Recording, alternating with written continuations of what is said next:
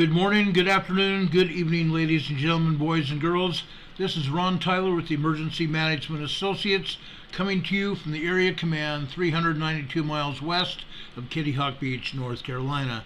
We're coming to you today to put a live briefing for you. This briefing is already in progress. This is a briefing about the Maui fires.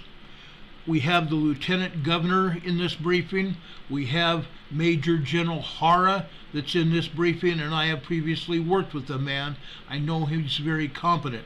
He's in charge of all the National Guard troops, and he will be sending in assessment teams starting probably later today and into tomorrow to assess the viability of bringing in people that were displaced from their homes if their homes are still viable. He will be also having his teams assess the viability of starting in and restructuring infrastructure on West Maui. Now, I'm going to bring in this briefing immediately because I want you to see it. Please pay close attention to what they are saying.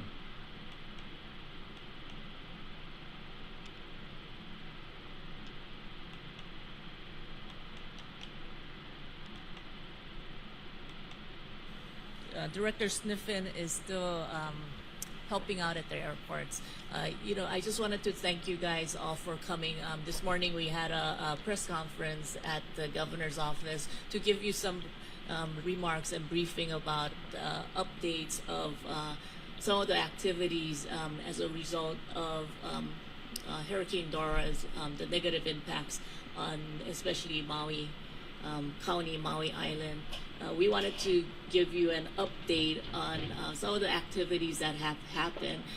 Throughout the day, you see the team behind me, and you see so many people have been working so hard.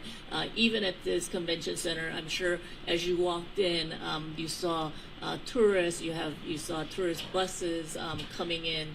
These folks are flying in from Maui as you speak, and just to stand up something like this in such a short amount of time, it took all these individuals' efforts. We wanted to describe some of these efforts and events that happened. The other thing is I had an opportunity to Military laser lights are available for public use. This new military flash...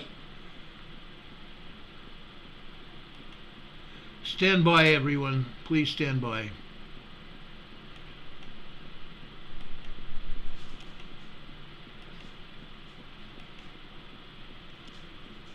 fly with the Coast Guard this afternoon to see the devastating impacts firsthand. Just to fly over Kihei and continue to see the burning flames and see firsthand the impact on Lahaina, and Lahaina town was just so shocking and devastating. It looked as if it's just the whole town was devastated, the whole town was decimated, and we have video footage and we can share that with you as well. We have speakers here today, and they all played a pivotal role to provide disaster relief for the resident of Maui and for the resident of the Big Island and to the state as well. So first up, I wanted to thank Major General Kenneth Hara. If it wasn't for his leadership, he is the incident command for the state of Hawaii. So I wanted to first introduce General Hara. Thank you, Lieutenant Governor Liu. I want to start first by offering my condolences and prayers to Maui, the residents, to the visitors there. Really, really sad, as the Lieutenant Governor had mentioned. I'm going to first review the support that we've been providing to Maui County, and then after that, talk about Hawaii County. So we've been providing support for search and rescue. As I mentioned earlier today, the primary focus is to save lives and to prevent human suffering and to mitigate great property loss. So that's exactly what the counties were and have been doing and are doing. So I have to defer to both Maui County and Hawaii County. If you're expecting like how many buildings were damaged, how many deaths, we're letting the counties take the lead for providing those statistics. So for the missions, search and rescue, I also mentioned we're in support of the county fire departments with military helicopter, fire suppression, water bucket support, and I'll go over some of the stats at the end as I'm closing out. Providing traffic control and security. What we do anticipate is additional requests, and we're already providing support for trying to get the communications back up, water distribution. We're hearing that Maui may need additional law enforcement support, so that may be both for federal law enforcement and state law enforcement, so we're working through that.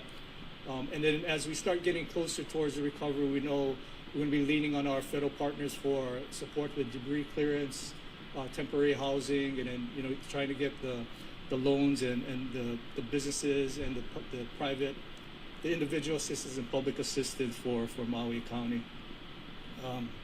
So just few. I don't have all of the stats for the Hawaii County. So my understanding is most of the roads and communities have been opened. But again, I'm going to defer for Hawaii County to make the detailed numbers on that.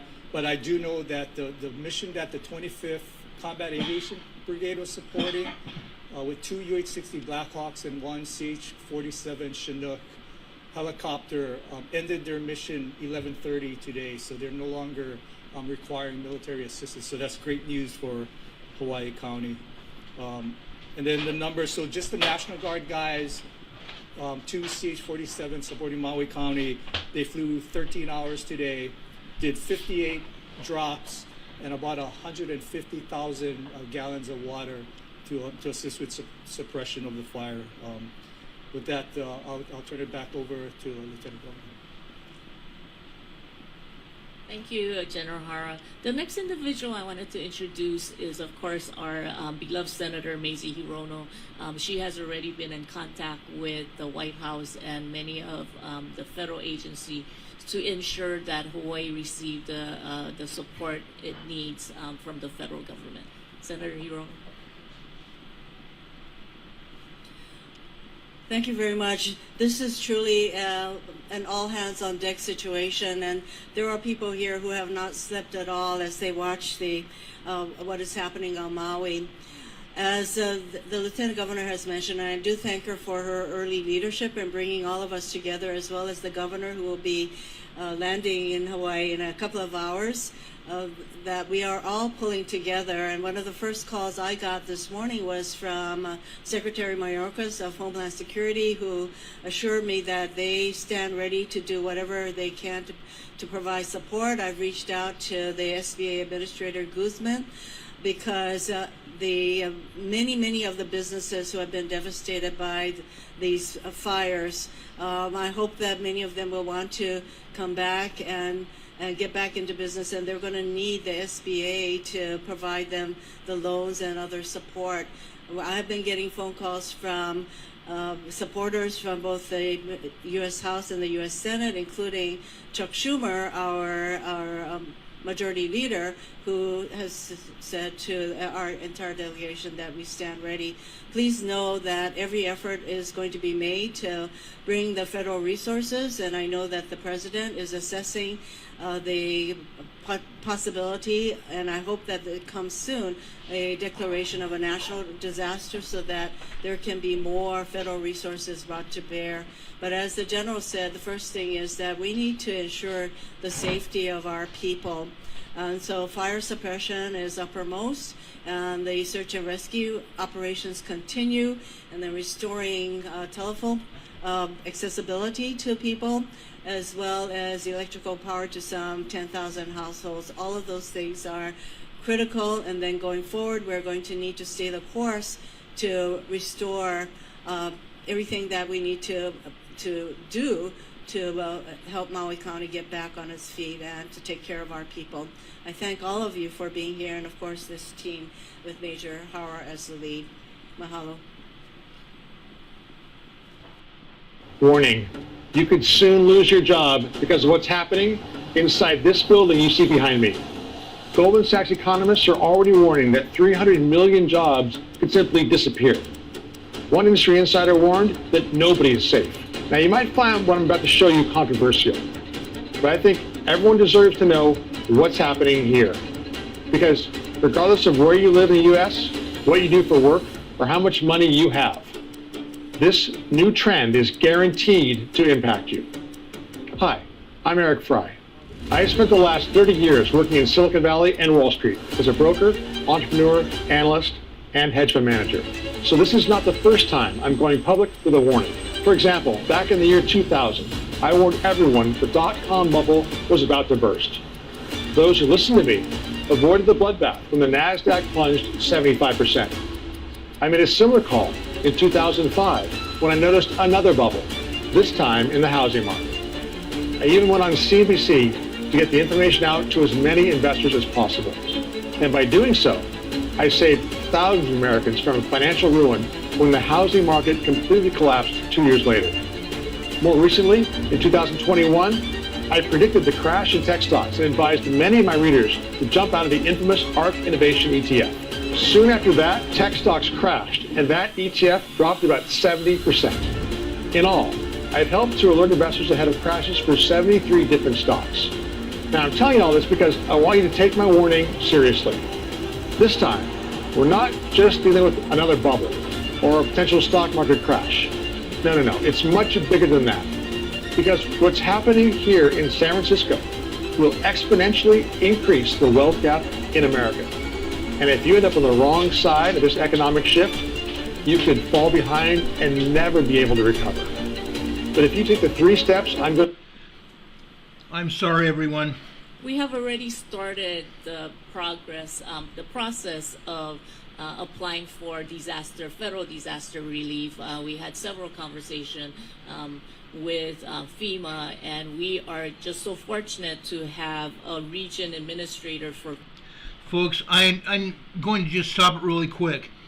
This was very hard for me to see and hear, so please bear with us. From FEMA, who happened to be in Hawaii Islands. I wanted to introduce Bob Fenton. Well, thank you. And let me start off also by expressing my condolences to the family members and friends that lost loved ones during this event. My first message would be one of safety. I would urge everyone to follow their local responders. There's still wind, there's still fire going on, life's being saved. So please follow your local officials, listen to their message, and make sure you're safe. Make sure you have a plan. Make sure that if you have questions, you're working with your local officials. So we talked a lot about the response to this event so far, and one of the first tools we provide the federal government for fires is called a Fire Management Assistance Grant. And over the last 24 hours, I've approved 5 of those for Hawaii, 3 for Maui, and 2 for the Big Island of Hawaii. Those grants provide immediate assistance to fight the fire, to go ahead and bring additional resources in, whether they be contracted or resources from other federal agencies, state or local agencies, and provides the cost so that resources aren't the issue to stop the fire.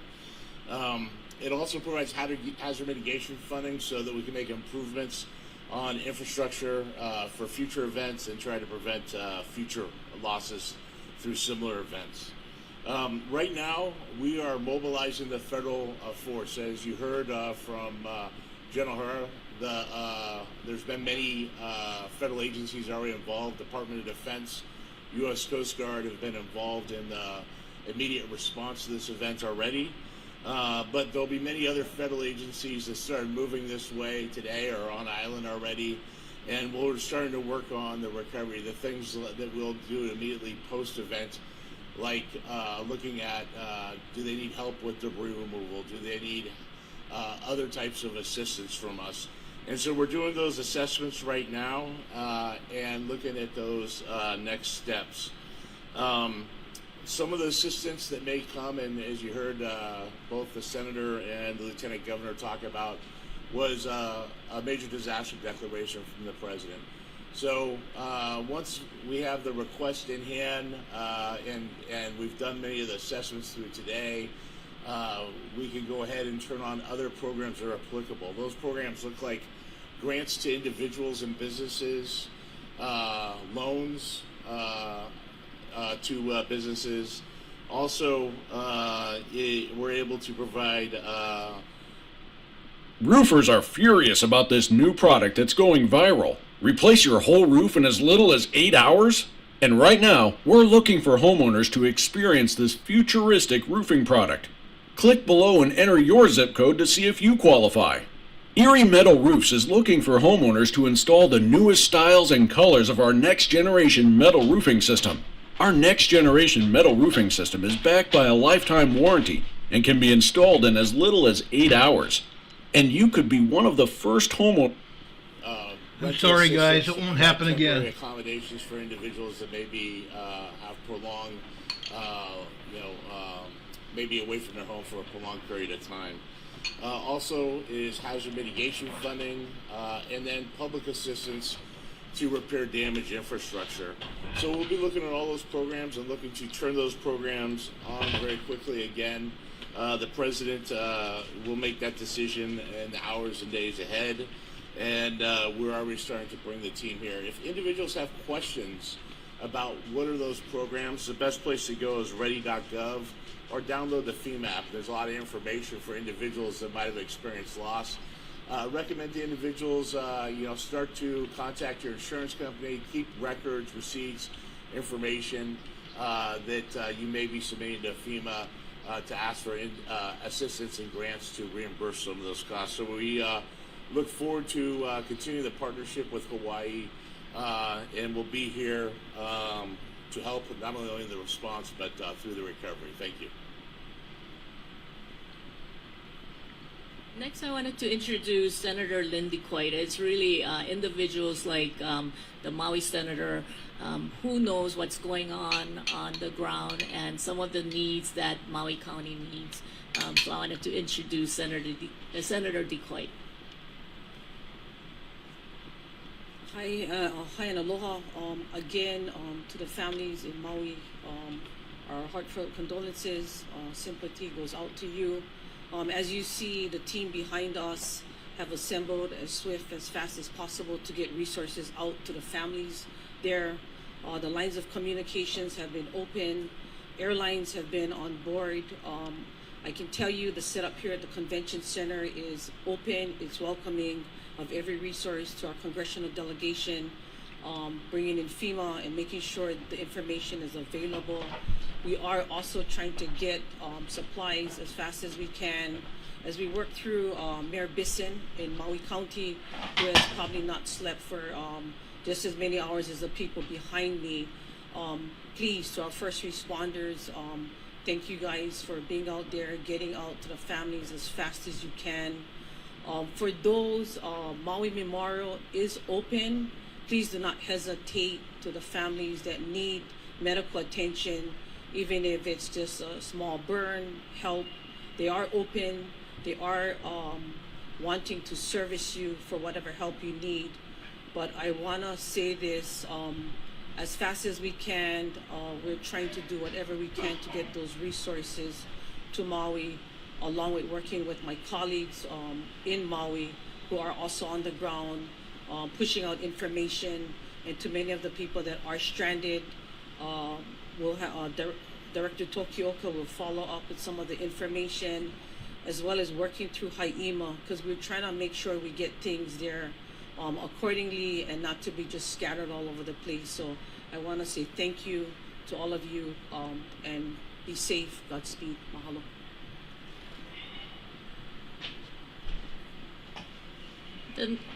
The reason why you hear all these noise behind you is because the convention center had other convention, but at the same time what they did was they were able to quickly make accommodation for the arriving individuals from Maui. So please, don't mind the noise. That was an accommodation that HTA and the convention center made very quickly.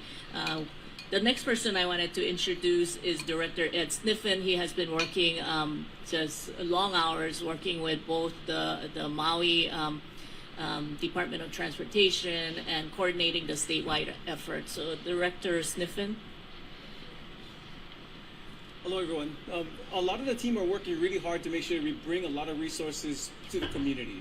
We're making sure that we can focus those resources. So we're trying to make sure that we discourage, of course, any travel to Maui that's unnecessary. But also trying to get the travelers who need to leave off the island. Today we got about a little over 11,000 travelers out of Maui. If we add in the airline personnel, it's 11,400 or so. We really appreciate what the airlines have done.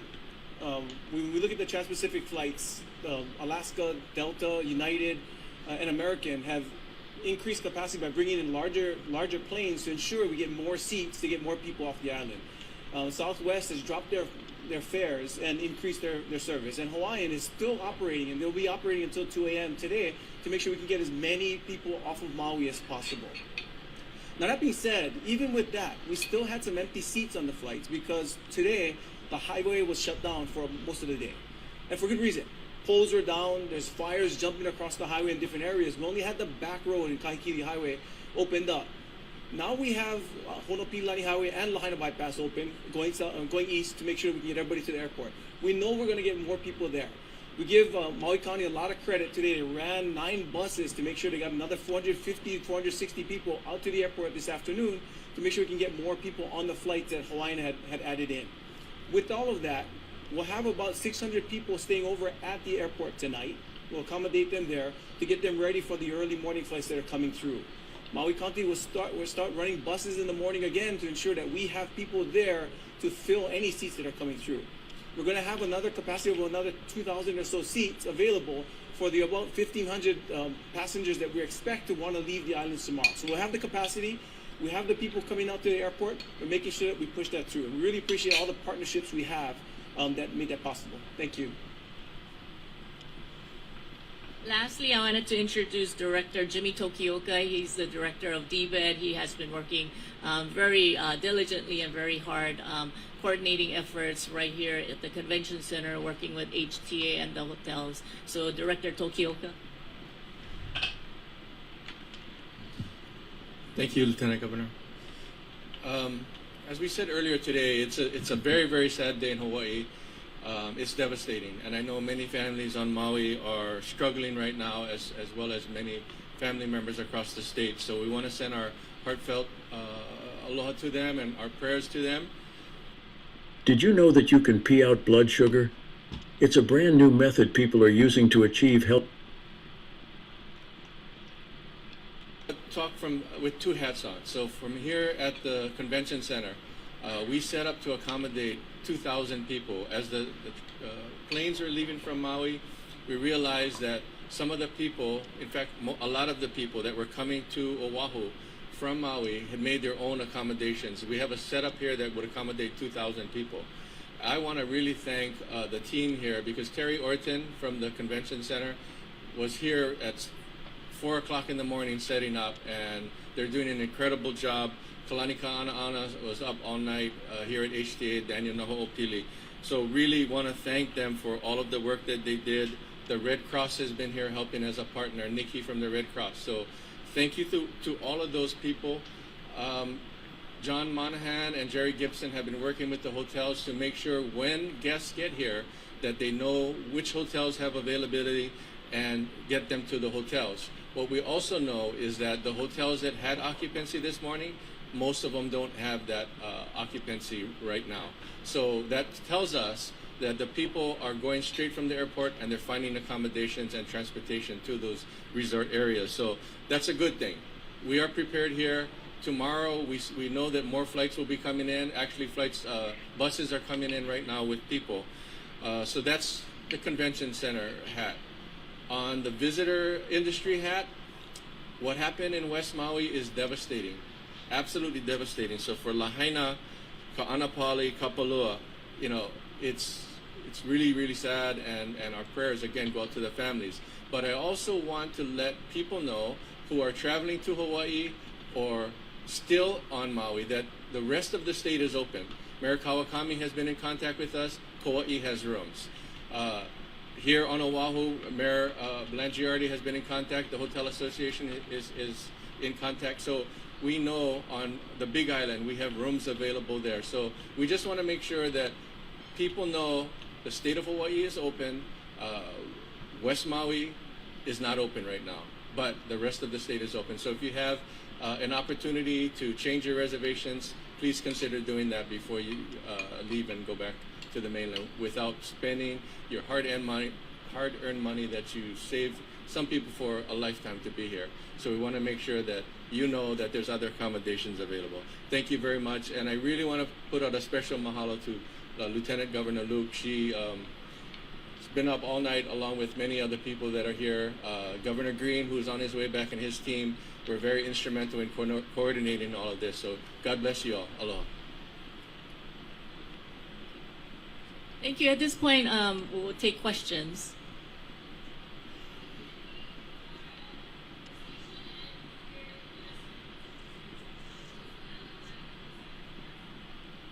Go ahead.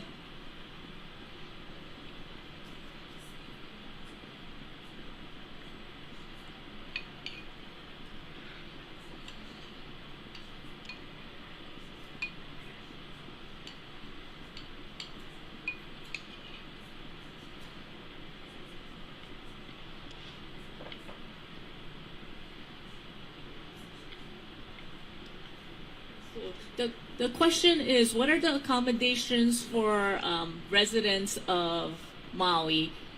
They're not visitors, but they're residents, and can they still get services here? Yes, I apologize. I mentioned it this morning, but this convention center is not only set up for tourists.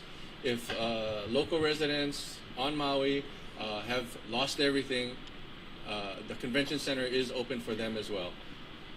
I apologize, I didn't mention that just now, but I mentioned that this morning in the press conference this morning. So if they can get here, some of the airlines are giving discounted fares. We will accommodate them. We have showers available. We have cots available. If they need support, we are here and ready to support.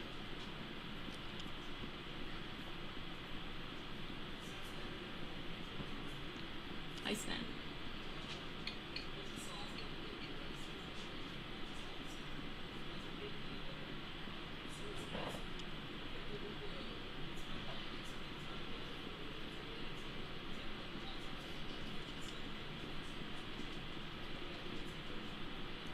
So the question is, what is the timeline for basically recovery? When would the schools be open? We understand one of the schools has been damaged. And what is the timeline for getting people back to affordable housing?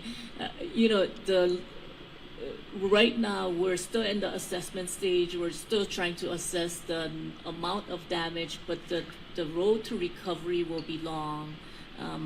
The damage to the infrastructure, it's not just buildings. I mean, these were small businesses that invested in Maui. These were local residents, and we need to figure out a way to help a lot of people in the next several years and to build some of these structures. We understand Hawaiian Homelands was destroyed, a school was destroyed, many of the businesses, a church was destroyed. It's going to take years, and we'll be working very closely. Governor Green and I will be working very closely with the members of the legislature, with the members of the business administration, and many of our partners to address these things in the future. But I wanted to turn it over to General Hara if he had additional remarks. Yeah, I just wanted to add, I was just speaking to Administrator Fenton. With the federal assistance, we can get leased housing or rental assistance, so that can also help with not just building temporary shelters. Thank you. Thank you. Next question. Yes.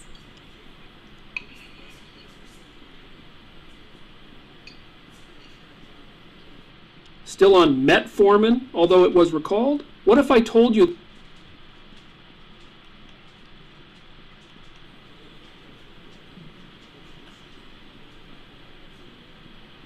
So the question is, what is the best way for somebody on the continent or even a local resident trying to track down a loved one or somebody they know?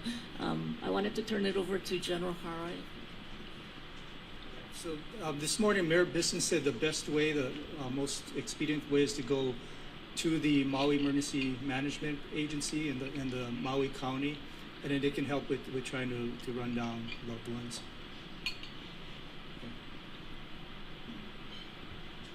And the Maui police has been really instrumental in helping to track down some family members and loved ones. So please coordinate with Maui County.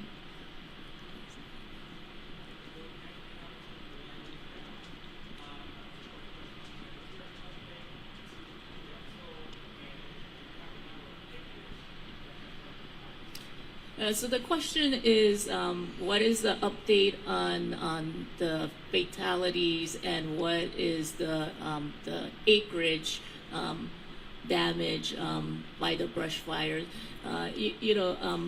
The assessments continue. I think we'll be deferring to the Maui County once they get confirmation on both the damage and the fatalities. I believe they will be providing additional updates. General Hara. Right before this interview, so that's why at the beginning I said we are going to defer to the counties, because what I don't want to do is provide information. It's pretty dynamic, and the public's going to start thinking we don't know what's going on. So for damage assessment, structural damage, death tolls, we're deferring that all to the counties. And speaking with Mayor Bisson this evening, they plan to put out updated numbers first thing tomorrow morning. Thank you.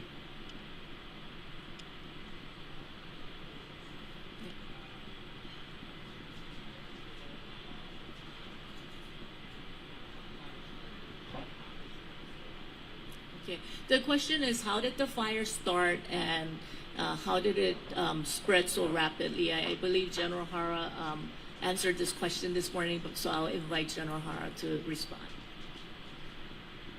Okay, yeah, thank you. So the first thing is, for all of the fires, they haven't been able to determine what ignited the fires.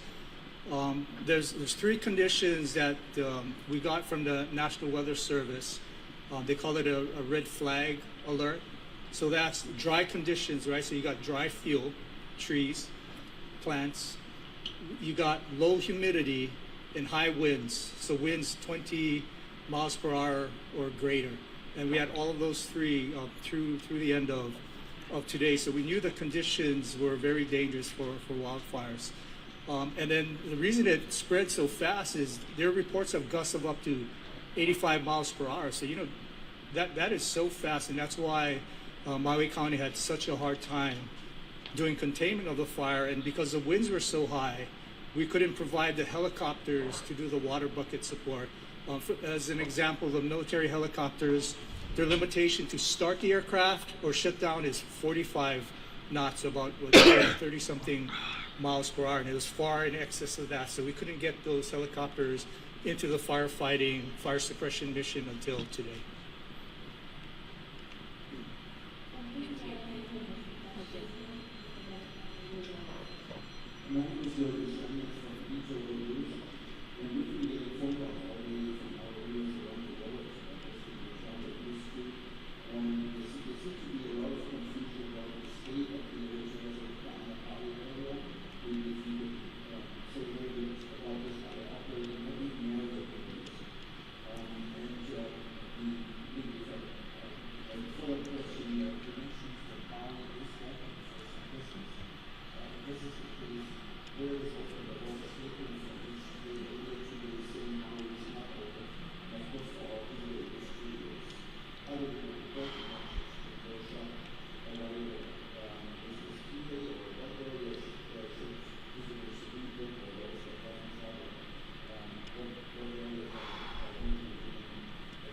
Yeah, that's a very good question. I will defer to Director Tokioka. Okay, so part of the issue is on West Maui, there's no power. General Hara's team is going to be doing assessments in the area, but right now some of the roads are still closed, so it's hard to get to the hotels to find out what their situations are. We're just assuming that most of them are closed in West Maui.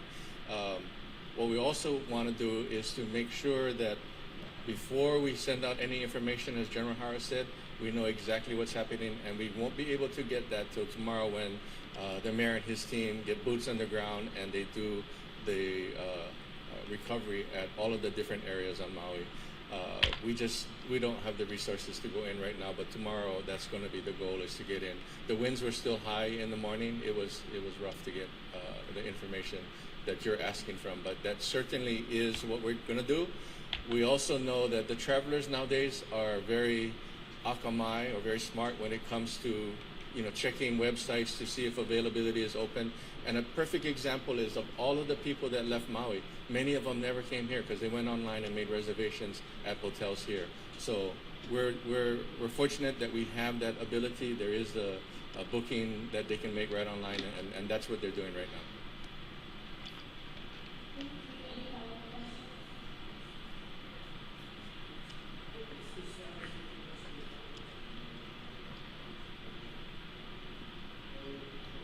So what is the status of the ongoing wildfires? I will defer to General Hara.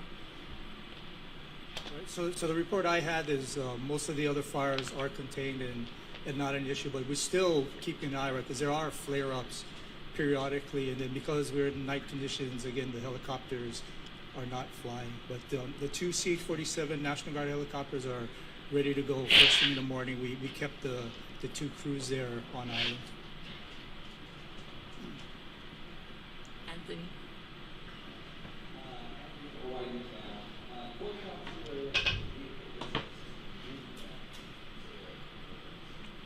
So the question is, what criteria will be used for residents to move back?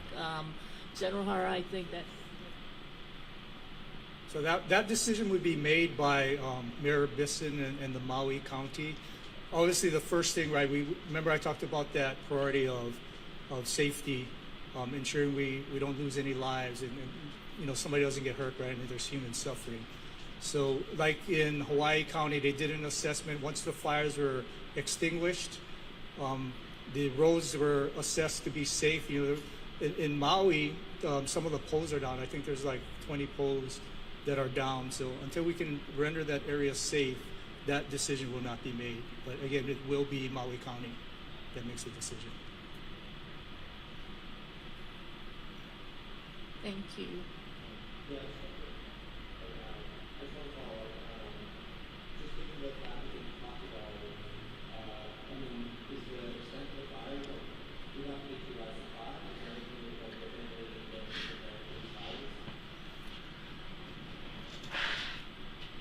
I don't think so. Like I had mentioned, the National Weather Service actually gave us the red flag warning ahead of time. What did surprise me personally is the amount of fires, and then the forecast was somewhere around gusts of 55 miles per hour, but we're having gusts exceeding hurricane force winds, right, which are 74 miles per hour. So that wind speed and how rapidly that fire moved was not anticipated based on the weather forecast.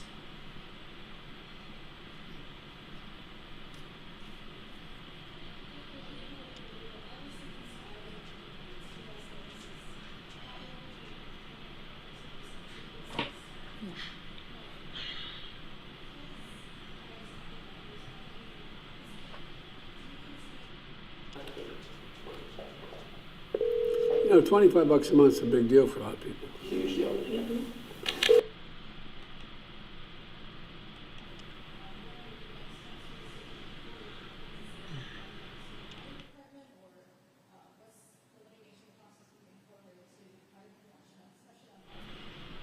Right. I will defer to General Hara, but before I do, a lot of times when we're dealing with hurricanes, we're usually dealing with significant amount of rain and significant amount of flooding. We have not seen conditions where you had winds in the level of 75 to 80 miles per hour, which added to the extreme fire condition. So with that, I also wanted to defer to General Hara. I think we'll need some time to do that assessment. You know, like for example, California, they do some mitigation by taking out lower shrubs, but I really don't know what the conditions were. So tomorrow, Governor Green, Administrator Fenton, and I are flying to Maui, so we'll have a better idea after we talk to Mayor Bisson. Thanks.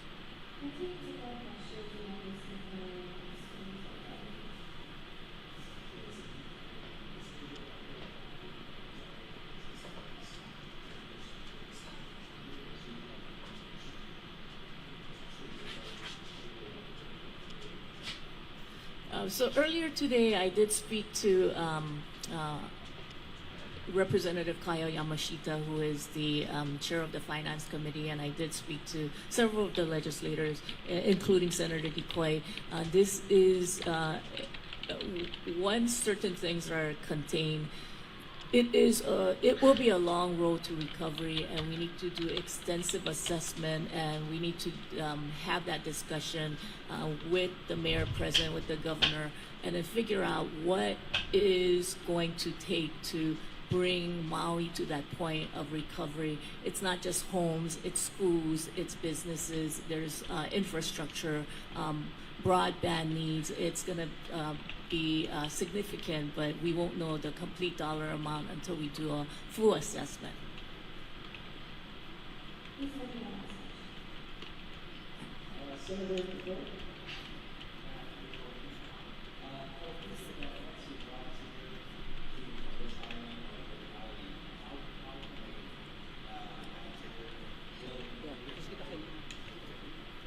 I should have put this out earlier. So what we're asking everyone to do is go to ready.hawaii, so that's Hawaii spelled out, the entire state.gov. So ready.hawaii.gov, we just built a tab in there. So if you want to donate anything, if you want to offer volunteer support, we want everything to go to the Hawaii Emergency Management Agency so that we can prioritize. That includes things that are donated, right? We need to get things like medicine, and critical supplies there first before anyone just dropping something that they think that the county will need. Thank you. Before I make final remarks, I wanted to ask Director Tokioka. Thank you, Lieutenant Governor. I just got a text from the governor, and so many people are asking how they can help with donations. To follow up on a question that was asked earlier, the Red Cross is taking donations. The food bank here on Oahu is taking donations. They'll even go and pick it up. So for people who are wanting to give, that's the agencies that we're looking to get support from. The other thing the governor wanted to share is many people are reaching out, as I said earlier, but people who have vacant homes or vacation rentals, I know people from Hawaii come together strong in disasters like this. I lived through Iniki and Eva on Kauai, and we saw the generosity of people. So the governor is asking if people have that ability on Maui to help share their homes with others who are in dire straits right now. That would be greatly appreciated. So he just wanted me to put that out there for people who are trying to help and have the ability to help. Thank you, Lieutenant Governor. Thank you again for being here. Once again, we are so heartbroken, and we are just so deeply saddened by the tragedy on Maui, especially for individuals who lost family members, friends. They continue to have assessments, and they are continuing to do search and rescue. This is a really tragic moment for not just the Maui County, not just for the people of Maui, but it's for the entire state. We just wanted to thank the so many people who have stepped up to help. We also wanted to thank specifically Mayor Bisson on Maui, Mayor Roth, for taking care of the population that really needed the help. It is really about the community coming together, and it is this time that we will see what Hawaii is all about. We, even in our office, and both General Hara and Director Tokioka and both Senators Mazie Hirono and Senator Coita mentioned, people are reaching out to our offices individually. There are food drives happening. There are fundraisers happening. Please help because people in Maui are suffering. There are devastation, and we just wanted to thank the members of the media for helping us get this message out, getting messages out, especially on the west side. It has been difficult because of the connection issue, but it's through you folks and through many folks who are on social media communicating, which is helping us come together as a community. So mahalo to all of you guys, and mahalo to the individuals in back of us, back of me. They worked so hard the last 2 days, but our job is not done. As General Hara mentioned, there will be significant efforts that will continue. We will continue through the night. Governor Green had to cut his trip short. He will be landing at midnight tonight because he knew he cannot stay away considering there's devastation happening in our island. So we just wanted to thank you for your patience and thank you for all the aloha that you folks spread. So mahalo. You see it? Okay, guys, that's the end of this broadcast. However, or not the end of the broadcast, but this is the end of that presentation for the press briefing. Folks, this is well, it's not mandatory that we put this out. They have asked us to be kind enough to put this information out for not just the county of Maui, but for the state of Hawaii. A lot of people watch this broadcast from the islands. A lot of people around the nation watch this broadcast for emergency information. And this is an emergency over in the state of Hawaii. The western side of Maui has been decimated. I repeat, the western side of Maui has been decimated. From the center of Maui west has been decimated. The town of Lahaina is no more. It has been destroyed by fire. Yesterday and last night we reported that people had actually jumped into the water, into the harbor, to avoid being taken over by fire and smoke. They had to be rescued by the Coast Guard. The Coast Guard plucked adults and children out of the water. That's how far this went. I want to make sure that all of you understand exactly how bad this is. Now, if you will pardon me, I'm going to set up another briefing put together by Hawaii News Now. Folks, they're going to give you information on the fire. They're going to give you information on the updated death tolls as a result of this fire.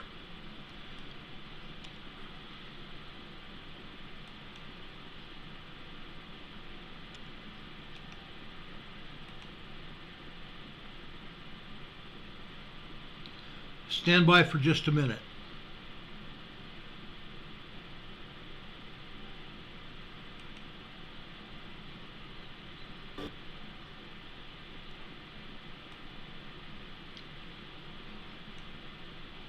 A flight over Maui shows us the scale of the devastation there.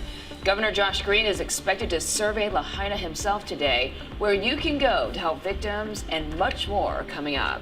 And a bit of good news this morning. The radar shows some rain falling over Maui, no doubt giving firefighters some relief and the people of Maui some hope. Our Guy Hagi is going to have the very latest on the conditions and the weather. But first, let's check in with Daryl Huff, who is live in Wailuku this morning. Yeah, Daryl, what can you tell us about the fires and the weather conditions that you're seeing? Well, it's a true blessing, Grace and Steve, that it is raining here. Now, it's not raining all the way down in Kihei, which is where it's very dry. and where they were worried quite a bit about the fire danger overnight. That was where we were yesterday when the fires were coming within just a few feet of fence lines of some of the subdivisions there in Kihei. Kihei is in the distance way behind me, but it's still dry. It's not particularly windy today. What happens with the winds here is they come down through the saddle and it pushes the fires down through the south. And so the fires we were chasing yesterday were working their way south from the subdivision that we called Wahine subdivision, where they had to evacuate. And then residents were watching out, and the fires helicopters were dropping water. There were tankers and bulldozers trying to build a fire line along the Kihei subdivisions that push up against Haleakala over there. And so they were successful yesterday. This rain may help them some, and the lack of wind certainly will make a big difference over there. We'll be keeping track of that. Lynn Kawana will be up in a helicopter later today to be looking at all the fire-damaged places. The real big story here, though, is the displacement of so many thousands of people, not just those who have been horribly lost their homes in Lahaina. They have been in shelters over here too, as well as many, many tourists who've been displaced. Later today, they will be busing folks who were stranded in West Maui from one end of the Ka'anapali subdivisions there all the way down here to the airport to get them off island. Getting those folks off island is a big deal. Right now, even this morning, there's still people in the Walmart parking lot. Walmart was kind enough to open up their restrooms and even put in porta potties to accommodate hundreds and hundreds of fire refugees, both again those tourists as well as the folks who were displaced and had lost their homes in the fire or feared they'd lose their homes in the fire. The Red Cross here is trying to keep track of people. If you go to these Red Cross shelters, they will take down people's names and numbers, and there's the National Red Cross hotline to call to try and find missing people. We've talked to a number of people who cannot find relatives who they know were in Lahaina, but have no idea whether they escaped the fire, whether their homes are there. And all those people are hoping that today perhaps cell phone reception could be restored to some parts of Lahaina so that people can get in touch with each other. We have yet to hear anything from the county about what's the timeline for getting folks back there to see their homes, to see whether their homes have been destroyed and so on. We are hearing a lot of complaints, and I'm sorry to be bringing this up so quickly, but we're hearing a lot of complaints about the county's information, starting with the fires yesterday and all the way up through the day yesterday. We saw the mayor once from a press conference from the governor's office. Granted, he is swamped. It is a terrible thing to have to respond to, but the public here is asking, when is this going to happen? What's going to be going on? Where do we go? All those kinds of information that they're hoping to get from the county today. Oh, it's absolutely a valid point, Darren. We can't imagine that kind of uncertainty. Look, we understand that as soon as you got to Maui, you hit the ground running. You were talking to a number of people, including those that were evacuated. Any stories, personal stories from those people that can tell us exactly what they're going through? Yeah, well, we talked to the people who were fleeing the fires yesterday, and it was just a horrifying idea. Many of them did not get an alert, did not hear from police to get out. They just saw these fires racing down from Lahaina Luna Road, which, if you're familiar with it, Lahaina Luna Road, Lahaina Luna School sits on the heights above Lahaina. And what they described was this fire that started up there, didn't seem too bad. The winds picked up. First, the power went out, which freaked a lot of people out. A lot of tourists actually left West Maui to go to other places because the power was out. So then they found themselves stuck in Wailea or somewhere else on Maui when the fire actually hit. So there's people that were in the Walmart parking lot that we talked to who had nothing but the bathing suits and their beach wear, and they had no idea where their stuff was. Also, we talked to residents who, when they were fleeing, were hearing gas stations exploding and seeing smoke so thick they couldn't even see down their streets, and just trying to get out, spending hours to get out of Lahaina, and then stopping at one park and then being told you got to move on because, again, these fires spread down to the south as the wind was blowing. They had no idea how bad it was, but they knew they just had to get out. And those are the kind of stories we heard. That's why there's so much separation of people. It's just a devastating, devastating situation. Daryl, any information you want to share with people who may have been evacuated, or for visitors who are not sure what to do right now? Because there's just, as you said, been a lack of information from county officials. Well, the Red Cross has now got shelters that I'm going to do this from memory, okay? 4 places that I know of, which is Maui High School, the War Memorial Stadium, the Hannibal Tavares Community Center, that's up close to Kula, and I believe Baldwin High School as well. So there's a number of shelters that have been ramped up. They did not have the Red Cross personnel here. They had to fly people in to get these shelters up and running. And the Red Cross really is the go-to organization for this. They know where the shelters are. They also have these lists of people that are in the shelters if people are trying to find them. I believe there's a national hotline for the Red Cross to call people. But the Walmart parking lot is still there. They've got really nice porta potties as well as the restrooms there, and a chance to buy food and so on. And a lot of people had really nice things to say about that. That was one of the big private company people that ramped up. Also, more food is being brought in. I talked to Chad Buck with Hawaii Food Service Alliance, who says that they are bringing in containers of food because people have to eat out at these shelters and so on. The shelters have to be well supplied, and the community is coming up with lots of donations. In fact, at the shelter we were at yesterday, they had too many. They were turning away clothes, turning away food and stuff like that because they had more than they could manage. Real quick, I'm just curious, what kind of mix of people are you seeing? Are you seeing mostly visitors, mostly local residents at these shelters? Well, if you do the math, there were about 300 homes lost. Probably many more people from Lahaina had to flee. So if you go to the shelters, I would say it's about 3 to 1 visitors. You have to kind of hunt around to find the folks who came from Lahaina, but also the folks who came from Lahaina, oftentimes they have family. So they have found a place with family to stay. And we did hear from families who were sort of adopting their family members from Lahaina and bringing them into their homes as well. And Daryl, I'm impressed with your memory. Just a quick correction, that's War Memorial Gymnasium. It's Maui High School Gymnasium where they're having the shelters, but still. Right, all at the gymnasium, absolutely, sure. Yeah, and we just want to clarify, it doesn't matter resident or visitor, they all need help, and we're going to get that to them as well. Daryl, thank you. They're all equally displaced. Yeah. Yes, they are. All right, thanks, Daryl. We'll check back in with you, but we want to take a look at the wind forecast with Guy Hoggy. Yeah, well, the winds luckily are going to start easing up. Why is that? It's because the thing that generated all those strong winds was Hurricane Dora, and it sucked winds into it. We talked about that since Dora came into our neighborhood. Now it's more than 900 miles away, and that means the winds will be slowing down as it goes farther away from us. And as far as rainfall, there are more showers this morning over Maui, but they're still hitting mostly for those windward areas. But that does help that fire situation, which was up near the upcountry area, up near the Kula area as well. But there's no help for rainfall in the Lahaina area. Remember, there's still some smoldering embers there. And with the wind still being on the breezy side, there's a chance for those fires to flare up again. So that's got to be something of concern. And also in the Kihei area, still going to remain rather dry. And like Daryl said, they're still watching for those burning embers in the fires to reignite. So hopefully that is not the case. And hopefully some rain can get into those very dry areas.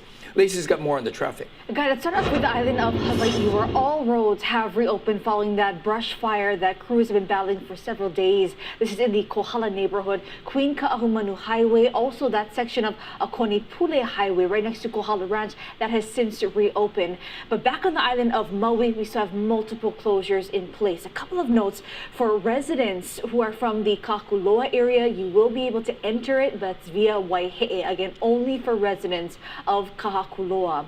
And for drivers trying to head out of Lahaina town, you are able to on Honua Pi'ilani Highway. The southbound lanes have reopened. You're gonna have to take Ka'anapali Parkway over to Keawe Street, down the bypass road, and then back onto Honua Pi'ilani. But for all traffic trying to head into West Maui, it is still shut down. That includes Kahekili from Waihe'e, Honua Pi'ilani Highway blocked off from Ma'alaya, and also in the Kapalua neighborhoods.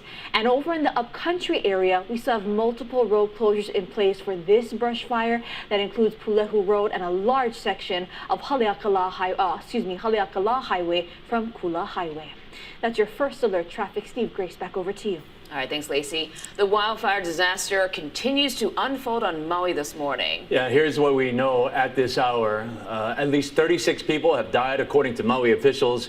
271 structures, homes and businesses have been destroyed. There are no new evacuations. 3 wildfires continue to burn, and there have been flare-ups. Maui County has asked for more firefighters from Honolulu. Search and recovery efforts continue this morning. Still no power in West Maui. No phone or cell service either. All public schools in Maui remain closed today and tomorrow with the exception of Hana School. The Department of Education says King Kamehameha III Elementary in Lahaina remains, appears to have sustained extensive damage. There are 4 DOE schools in Lahaina with about 3,000 students and 300 staff. A mass evacuation continues this morning for both residents and tourists in West Maui. Bus boarding will happen at Whalers Village, fronting Ka'anapali Parkway. That's happening at 8:30 a.m. this morning. Visitors are going to be taken directly to the Kahului Airport via 3 Roberts Hawaii motor coaches. Residents will be taken to a central Maui shelter. Maui County officials are advising visitors to leave Lahaina and really Maui altogether so that their limited resources can go to helping the residents here. Additional buses from partner companies will be added if needed. Those mass evacuations started yesterday. 2 new shelters have opened in central Maui, according to county officials. One is at King's Cathedral. The other is at the Church of Jesus Christ of Latter-day Saints. Both are in Kahului. There are 3 other shelters, but we're told that some are at full capacity. Hannibal Tavares Community Center in Pukalani, War Memorial Gymnasium in Wailuku, and Maui High School Gymnasium in Kahului. Officials say that there are 942 people at the shelters as of 10 p.m. last night. That's down from 2,100 Tuesday night. Remember, shelters do not provide bedding, toiletries, or personal care items. You have to bring those yourself, and pets need to be properly restrained. President Biden has ordered that all available federal assets on the island help out with the response in Lahaina. He has thanked firefighters and first responders and said, quote, "Jill and I send our deepest condolences to the families of those who lost loved ones in the wildfires in Maui, and our prayers are with those who have seen their homes, businesses, and communities destroyed." Former President Barack Obama is among those watching the crisis unfold on Maui. He tweeted that it is tough to see the images and that he and Michelle are thinking of everyone who has lost a loved one or whose life has been turned upside down. He also posted a link to donate to the Hawaii Community Foundation. 6:13, it's not something you see every day. The state tourism marketing team asking people not to come. Yeah, Howard's tracking this for us. Yeah, the Hawaii Tourism Authority routinely alerts visitors to issues in the islands, but it's a little less common for HTA to flatly say, quote, "Visitors who have travel plans to West Maui in the coming weeks are encouraged to consider rescheduling their travel plans for a later time."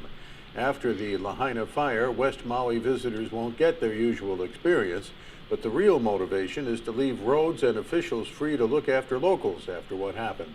HTA says its staff at the Hawaii Convention Center is helping visitors who need help booking accommodations or flights.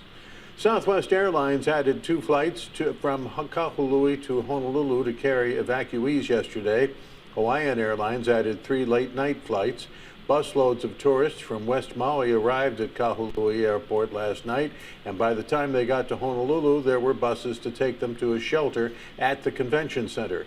Hawaiian Air plans more extra evacuation flights today. Southwest is also adding runs from Maui to Honolulu. United canceled all its regular Maui flights today, but will send an empty jet to carry vacationers back to the mainland. On Wall Street, the Dow is up about 150 points. Do we know of any hotels if they're lowering their rates to accommodate some of these evacuees?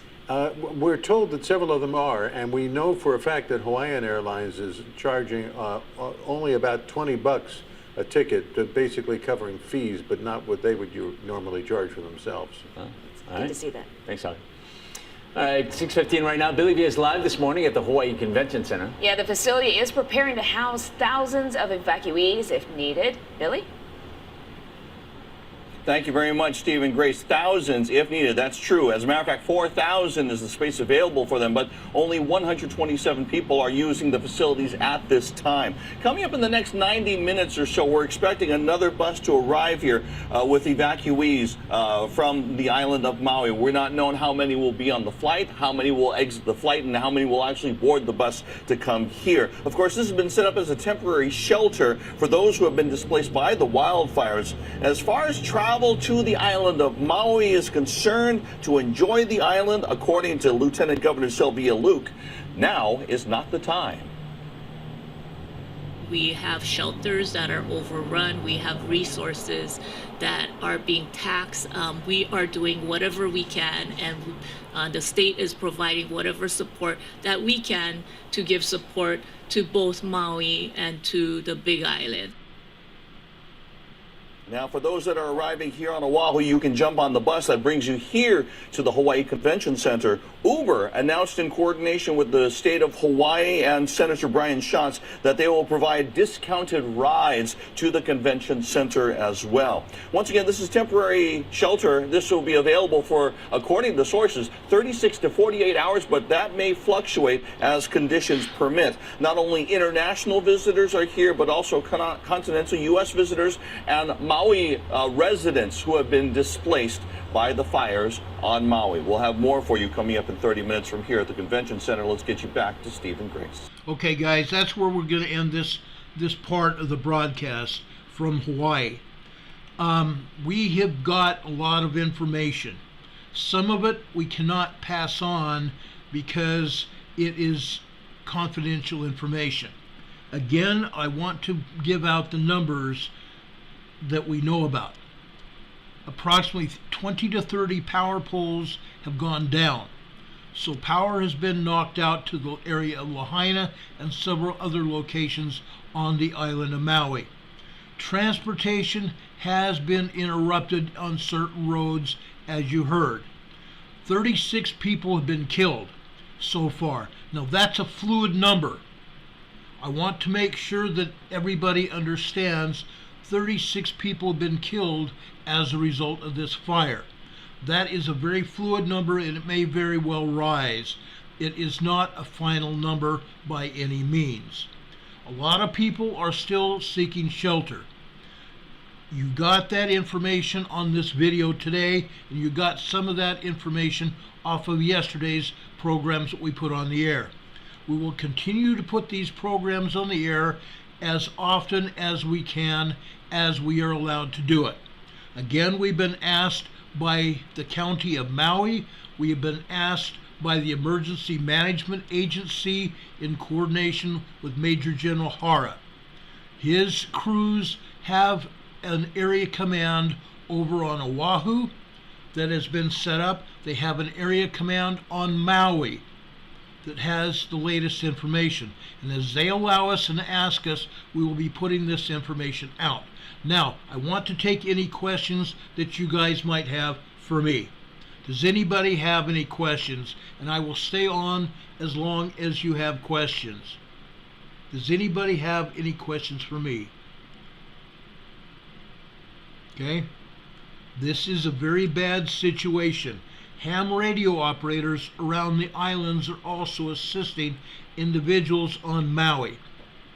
There's a lot of ham radio operators on Maui that are assisting emergency management personnel and also the United States Army National Guard that are over there on the island. The regular Army and the Air Force has also been deployed by order of the President, as well as Homeland Security, Federal Protective Service, and the Transportation Safety Administration has got even more personnel there on Maui to assist with people that have come there that need to leave the island and go back to either Oahu, over to the Big Island, or to be shuttled back home on jets from the different airlines that will take them back to the mainland. Hurricane Heather's here in the chat. I want to welcome her back. She took a leave of absence for a short time. We welcome her back. She's asking, is there a place where we can send donations? They're asking us to tell you this. The American Red Cross is taking money and other donations. Contact your local American Red Cross. If you desire to send money to them, you can send it to them, but mark it Maui Hawaiian Relief. Maui Hawaiian Relief. That way the monies go over to Maui. They're also taking people that, and this is for assistance as well. You can go to www.hawaii.gov, www.hawaii.gov for further information. www.hawaii.gov, HawaiiReady.gov. I'm sorry, it's HawaiiReady.gov. hawaiiready.gov. And you can get more information on that website as well. And I will be monitoring that. I will be also monitoring the other news broadcasts from the islands. I will also be monitoring the information sent from the area commands as necessary to be able to pass it on to all of you that are listening.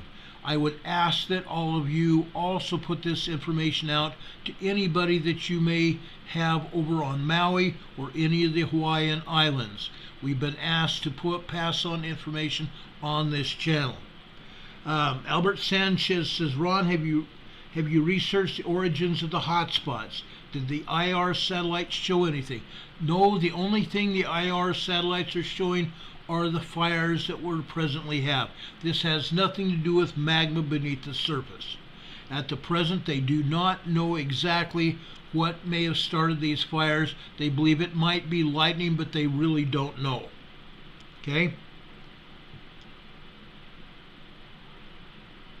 Sweet Polly Purebred says, yes, there's a place you can send donations. The military gave it earlier, something about 30 minutes ago, didn't catch it. You can send donations to the American Red Cross. Okay? www.hawaiiready.gov.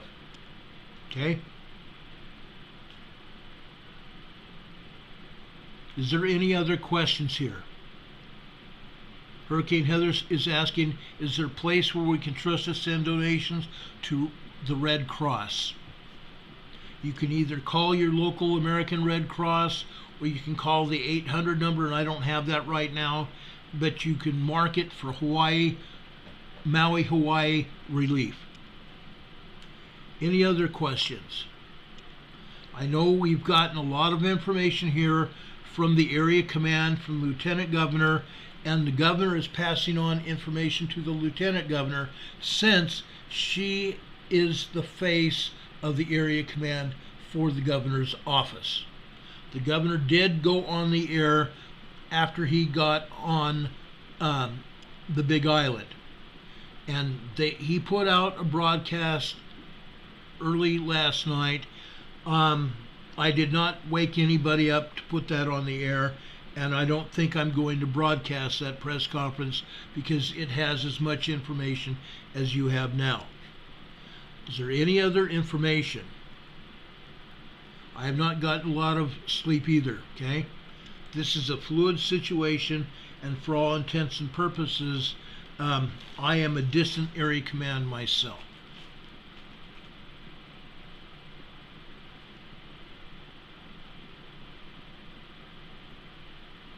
Do we have any other questions here?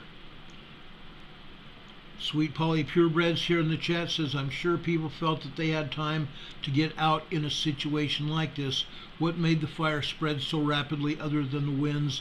Any other possibilities? No, it's the winds, okay? I explained this yesterday on both our broadcasts we did yesterday afternoon, and actually yesterday morning, afternoon, and our evening broadcast. What has happened? 500 miles, and now it's even further out, but 500 miles away south of the islands, there was a hurricane, Hurricane Dora. We saw it before it even approached the islands.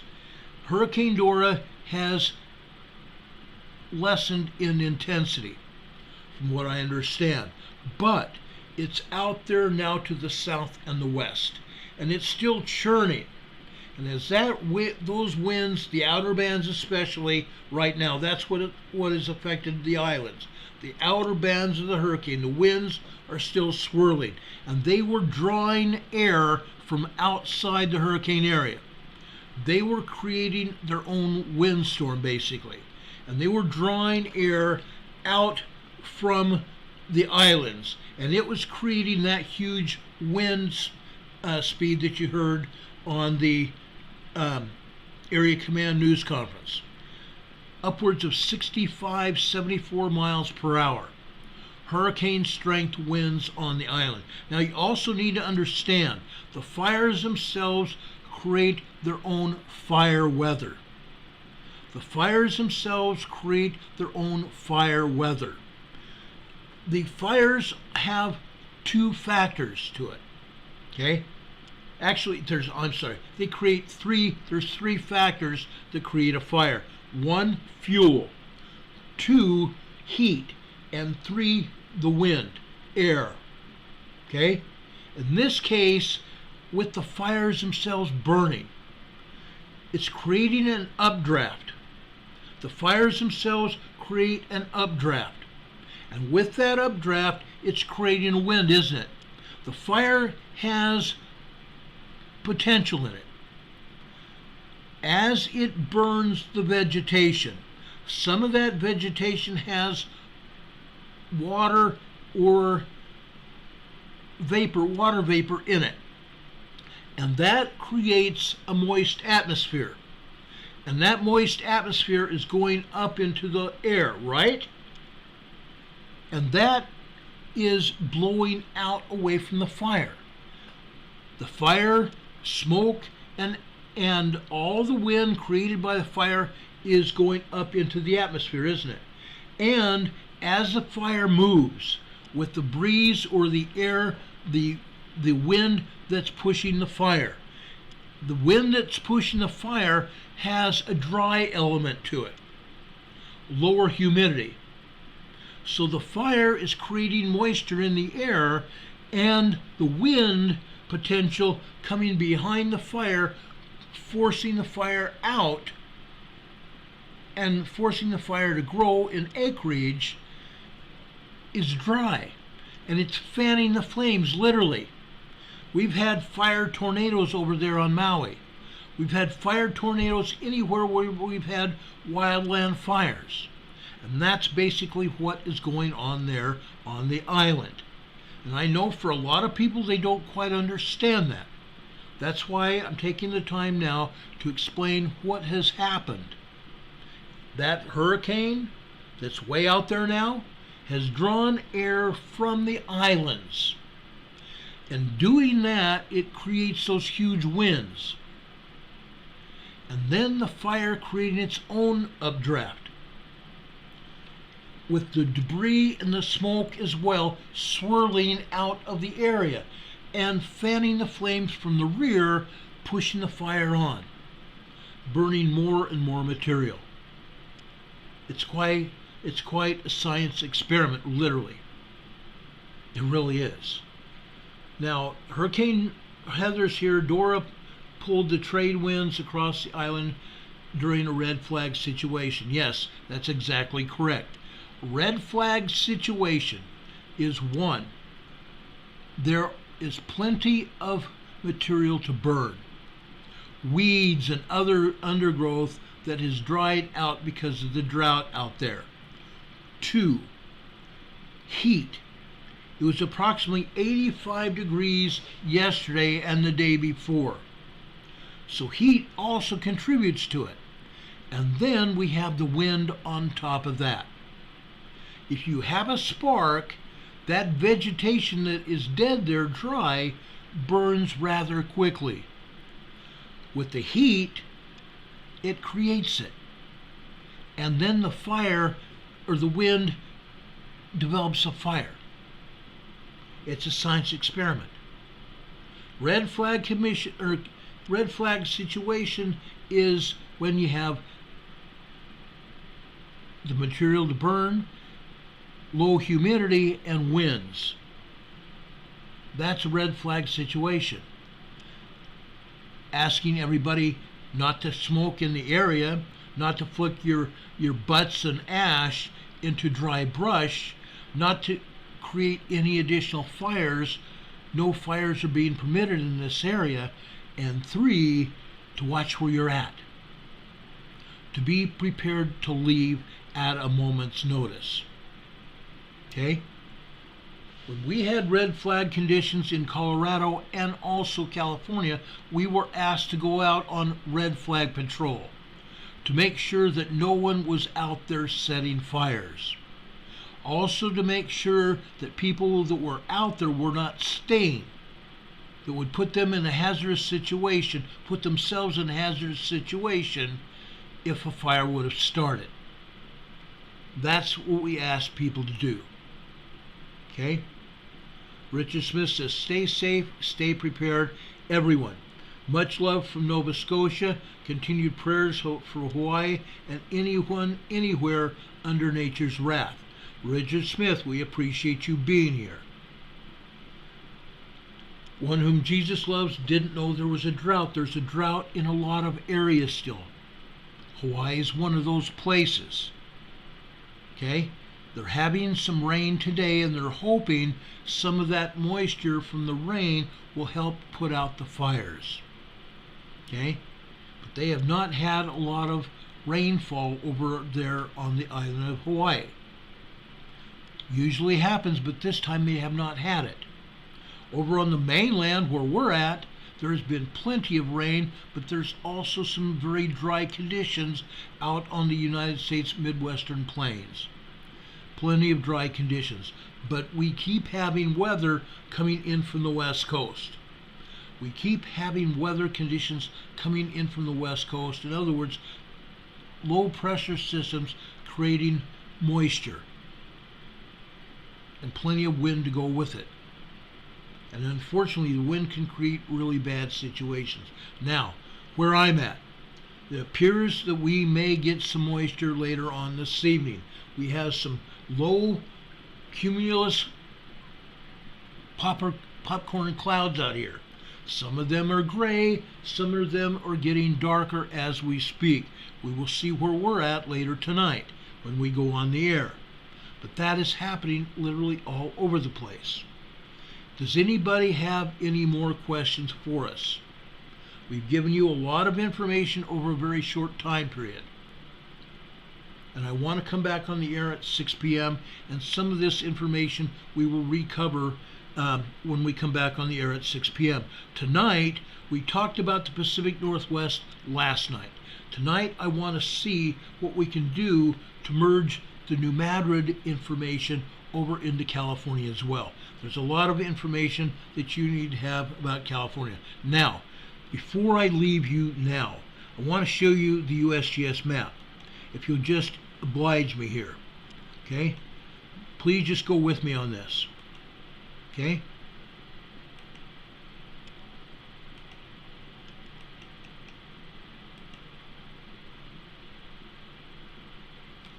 Over here on the North American West Coast in California, here in California, notice where San Francisco is and where Monterey Bay is. Over here near Monterey Bay, guys, this is Aromas, California. This is on the San Andreas Fault, okay? Just east of Monterey Bay. This is a 2.7 minor earthquake. South of there, this is a 2.8 in the Pinnacles, also on the San Andreas Fault. The Pinnacles, folks, is an oil and gas pumping operation as well as right on top of the New Madrid Fault. We move south on the New Madrid Fault.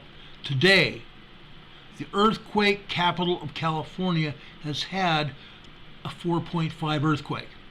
USGS has downgraded this to a 4.3. Parkfield, California is the earthquake capital of California. They had a 4.5, USGS downgraded to a 4.3 shortly after that, while we were listening to the Area Command broadcast from Oahu. Again, a 4.5 earthquake has hit Parkfield, California this morning. Over here, just south of Parkfield, another 1.5 tremor has hit. This is just a tremor. This tremor is 2 miles deep. This 4.5 earthquake is 6 miles deep. 6 miles deep, and the tremor is only 4 miles deep. 3 miles deep, I'm sorry, 3 miles deep. Okay? So 2 events have happened. 2 incidences happened over here in Parkfield, California. We'll have more information about that also at 6 o'clock. Hurricane Heather says preliminary 4.7. I'll go with the 4.7. I don't, as you know, I don't trust the agency. And I have my reasons, and I believe they're valid reasons. So I'll take that from a 4.5 to a 4.7. A 4.7 earthquake has struck over on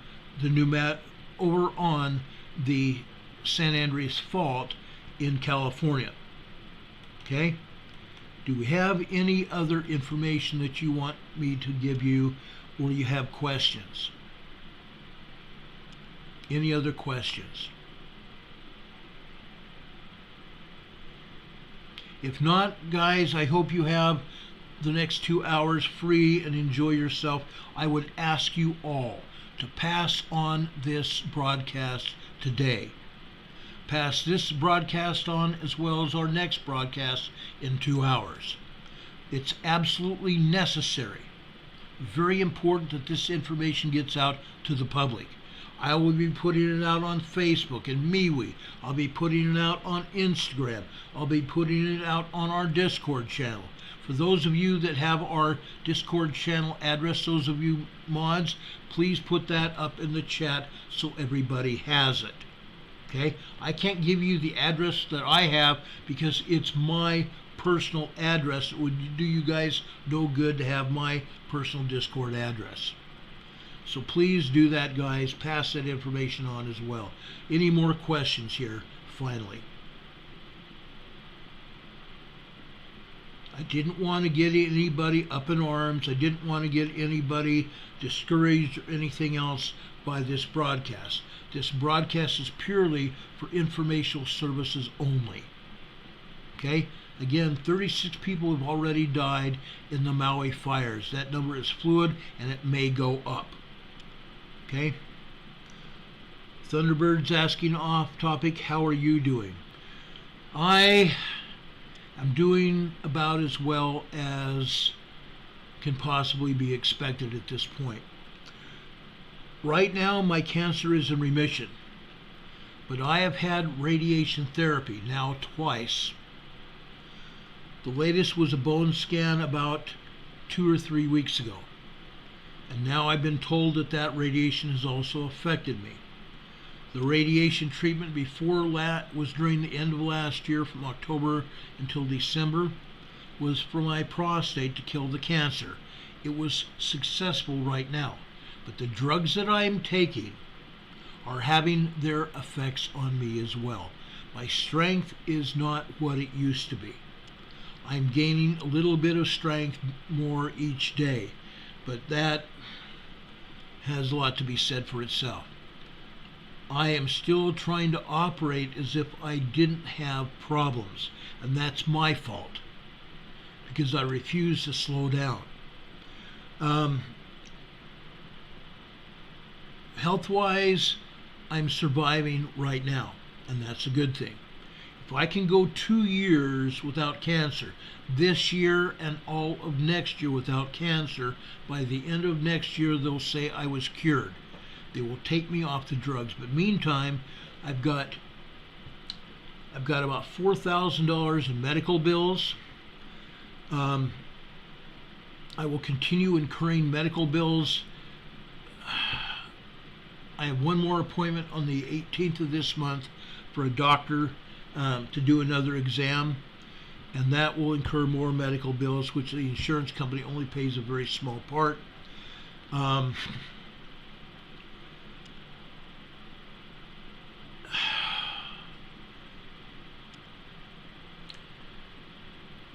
In September, October, I have a medical bill that I have to pay for before I even have treatment. It's another shot that reduces my testosterone because cancer feeds on testosterone, and so it knocks out my testosterone levels, but it's costing $200. And I would ask anyone that has the ability to help me pay some of these medical bills because the doctors are actually knocking my door down. I also probably ought to tell you my Social Security has also been knocked down. Okay? The government has taken some part away from me because of what Mr. JB has done. Sweet Polly Purebreds gave us another $20 super chat. Well, I appreciate that, Polly. I really do. God bless you for that. I ask the Lord to bless each and every one of you, including everyone who is supporting us, not just here on the super chats, but anyone who is supporting us with our Venmo or our PayPal locations. If you want to support us, you can go to our Venmo locations. We have two of them, or excuse me, we have one Venmo location and two PayPal locations. And you can find those directly below this video, each and every video that we put on. Okay? So I appreciate everybody doing that. It means a great deal to me. If you have any extra money that you can spare, and I hate doing this, I hate asking people for money. Our rent went up here. Our internet bill went up as well, because we require a pretty high broadband level here to keep this program on the air. And so that's gone up as well. It's hard. I never thought that I would be asking for money or anything else, because I didn't realize that it costs money to put a broadcast on the air, and it has. And I appreciate everybody that has supported me over the last 4 years. I ask the Lord to bless each and every one of them and all of you. I appreciate everything that you do. I really do. Demon Catman says he's tried to share the Discord group. It's being difficult. I'm so sorry about that. I don't know much about Discord. I'm trying. We've had the Discord channel now for about 2 or 3 years, and I'm still learning about it. Okay? I haven't mastered all the skills of the Discord, but I appreciate you guys being there and seeing the videos that we put up as well. If you guys don't have any more questions, I appreciate each and every one of you. And yes, Thunderbird, I will check out that Joe Dispenza information as well. I appreciate that as well. God bless you guys. Please come back in 2 hours for Emergency Management Associates at 6 p.m. tonight. Again, New Madrid and Southern California. Have a great day, what's left of it, guys. Be safe out there, love each other, and take care of each other. Tell all of those you love that you love them. Today or tomorrow is not given, and we have today to do the Lord's work and to love each other as He has asked us to do. God bless you. Have a wonderful day, guys. We will see you on the upside.